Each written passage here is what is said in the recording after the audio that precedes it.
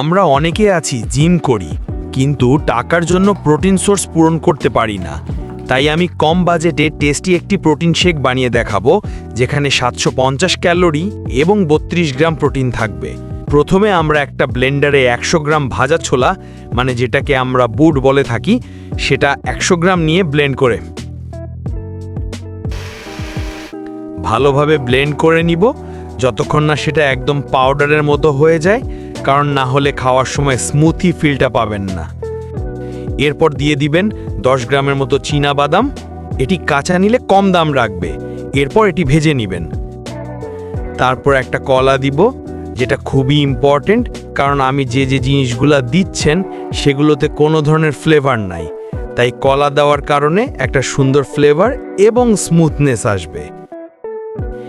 এরপর একটু মিষ্টির জন্য চিনি অথবা মধু দিতে পারেন, তবে মধু না থাকলে সমস্যা নাই, আপনাদের স্বাদ মতো চিনি দিয়ে দিবেন। আমার কাছে মধু ছিল তাই মধু দিয়ে দিচ্ছি। এরপর 1 গ্লাস দুধ, মানে 250 মিলি গরুর দুধ অ্যাড করে নেবেন। এখন আমাদের সব ইনগ্রিডিয়েন্টস দেওয়ার শেষ। এখন আমরা এটিকে ব্লেন্ডার করে নিব। ভালোভাবে ব্লেন্ড করার পর একটি স্মুথনেস চলে আসছে।